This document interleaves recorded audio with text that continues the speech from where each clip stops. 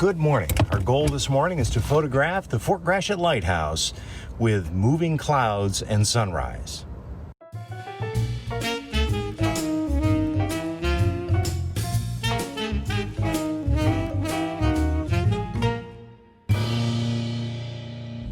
We are headed this morning to the Fort Gratiot Lighthouse in Port Huron, Michigan. Once again, one of the reasons is I was checking in one of my favorite weather apps, Clear Outside, looking at the cloud cover. I'm going to show the screenshot right about here right now, and you can see we're going to have about 30% cloud cover this morning of high clouds. So what we get with that is we normally get anyway, hopefully, the dramatic colors, the golds, the pinks, as the sun rises or sets and hits these high clouds. So we're hoping to see some of that this morning. It's actually an image that I've had in my mind a little bit. I recently completed a Lighthouse challenge with Paul Cook of PC3 Photography, and I've got a link to his channel right here as well. Paul and I did a challenge. We were photographing the lighthouse at sunrise. It was an incredibly challenging weather week for both of us. And one of the photographs that I did, I enjoyed so much. I really wanted to see it in a similar vein where the sun was rising and we're getting the golden light of the sunrise just skimming across the edge of the lighthouse and the lightkeeper station. But I wanted some clouds with color in the sky. I didn't quite have the look that I was after. We just had a band of color with the sunrise and then some pretty thick mid and high and low clouds. It was a pretty overcast day that day. But I'm thinking if I can get some high clouds in there, kind of a nice clear morning, we should get the golden shafts of sunlight coming through and hitting the edge of that lighthouse. I'm planning on doing a long exposure of this with the neutral density filter, probably a 10-stop neutral density filter, in order to get even some movement in these clouds. Now, getting up this morning, I noticed, when I actually went outside and looked, things look pretty clear. The stars are really bright. But now, as I'm getting close, I'm actually getting where I can kind of see what my sky is going to be. It's about 6:30 in the morning, sunrise about 7:15. I can see some of the high clouds and some of what's going on. So I think it's going to work this morning.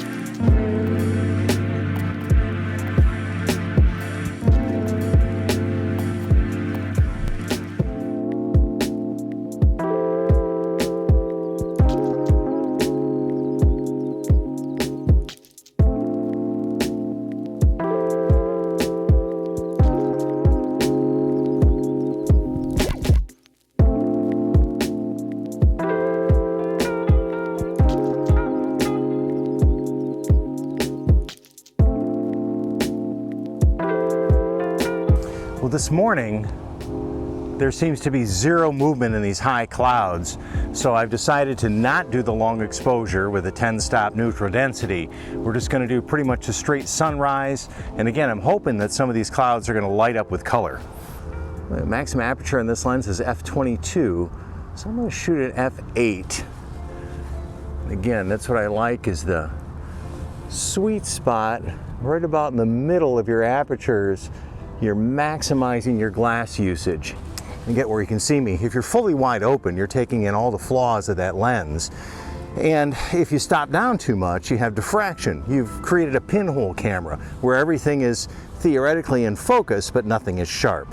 So right in the middle apertures of any lens is pretty much the sweet spots, and Oh my goodness, the salmons are coming out now. Not salmon fish, the salmon colors in the clouds. A little bit, we're gonna have the sun is gonna just peek over the horizon and it's gonna skim right across the edge of the lighthouse. That's the image I'm looking for.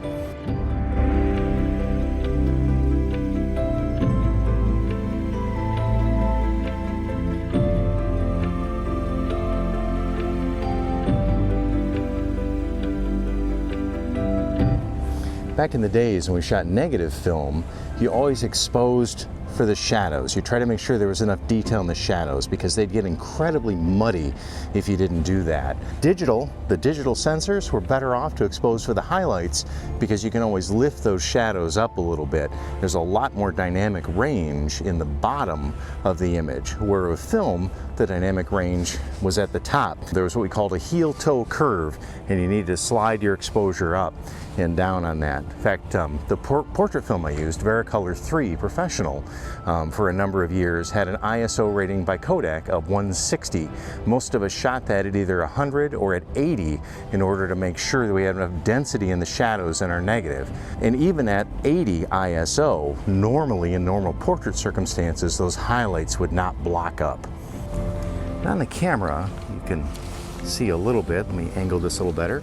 What I'm seeing compared to what my video sees and what the camera sees. And again, I'm trying to expose for those highlights, and I'm waiting for the sun to peek over the horizon, which is gonna skim golden light across the edge of that lighthouse.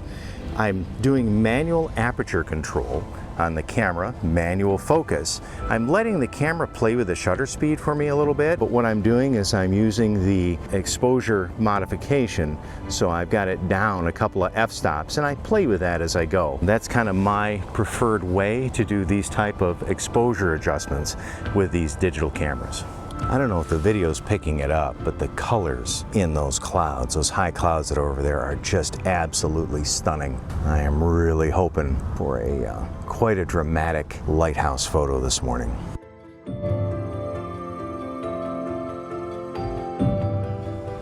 I don't think those high clouds have moved 1 inch since we've got here this morning, so the long exposure definitely would not have given me the image that I'm after. I really think that I'm on the right track. My big debate was which side of the lighthouse to photograph this morning. I have this side, which I can see the lightkeeper station and the lighthouse itself, or I have the other side, which I can do a vertical composition and just get the lighthouse. Drawbacks of this composition on this side is that I can see the high-rise apartment buildings across the river, or actually across the pinch point of Lake Huron over in Point Edward, Sarnia, over in Canada. But I can get the sunlight skimming across the edge of the lighthouse from this side. The other side, again, it's a vertical composition. I won't see the high-rises in that composition, but I'll be shooting a little more directly into the sun and won't have the light skim quite the same. So ultimately I decided again on this side of the lighthouse. I'm right next to a tree, so I have the branches of the tree framing overhead to kind of bring our eye in a little bit. I am set up basically on a law of thirds on this image, where I've got the lighthouse right on the 1/3 on the right-hand side of the frame. Kind of like where I am right now actually in the video. That law of thirds where you divide up like a tic-tac-toe board on your screen and you look, those intersection points, those 4 intersection points, there'd be one about here, there's one right about where my face is, one about here, pretty close to where my camera is, and one right here. Those intersection points tend to be the best points for composition, generally as a quick composition rule of thumb. Then of course, if you have your action leading into the frame as opposed to out of it, that gives a place for your subject to continue in to your image. So in this case, what I have is I have the lighthouse on the right-hand side of the frame lined up with the vertical third, and then I have the trees going overhead, and I'm trying to balance that out with the clouds that are getting lit up in the sky over in the left-hand side of this image. They're going to be a little lower. And again, I've got the tree branches overhead that I'm trying to use for a bit of a balance or a framing of the lighthouse. Well, obviously when I left this morning, I didn't grab a chair to sit in. That's why I'm right on the ground, but I'd probably be on the ground anyway, even if I did get a chair, just from my vantage point for the camera. I did remember coffee, an excellent dark roast. Thank you, Charlie and Monica. You know who you are. I really appreciate this.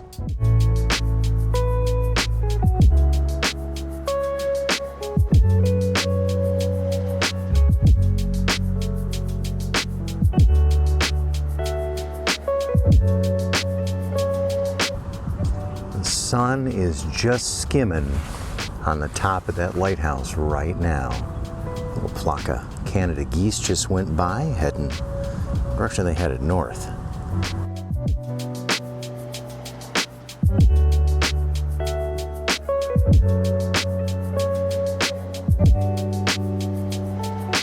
So at ISO 200, f8, I've got a shutter speed of 160 exposure for this. And that puts me at one full f-stop underexposed.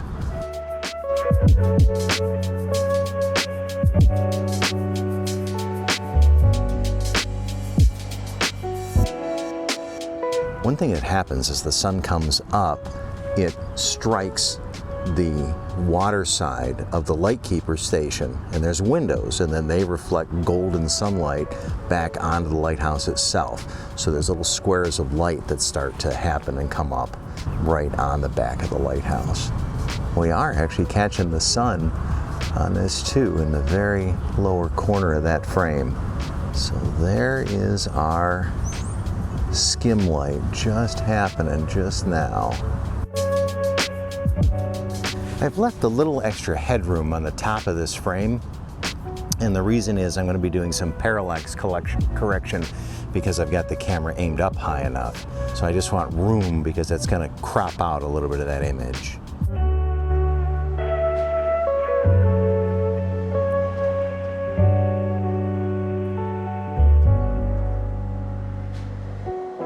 One of the challenges of photographing the Fort Gratiot Light is the proximity of all the buildings around the lighthouse to get far enough back in order to get the composition that you're after without using too wide angle of a lens that just shrinks everything down.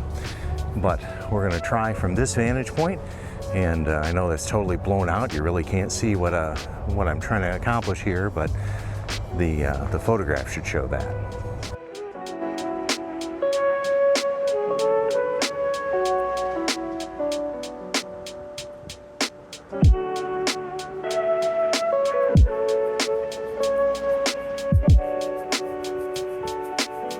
This is going to complete our video today. Thanks for coming with me on another sunrise adventure to the Fort Gratiot Lighthouse here in Port Huron, Michigan. If you like these videos, if you like my vlogs, please hit the subscribe button. That's really important to me.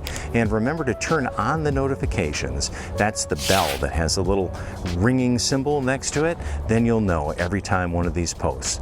We have a new video that posts every week. At this point, we're posting on Tuesdays at 7 a.m. on Eastern Time. Thanks so much for coming along in these adventures, and thanks for help supporting me in this channel.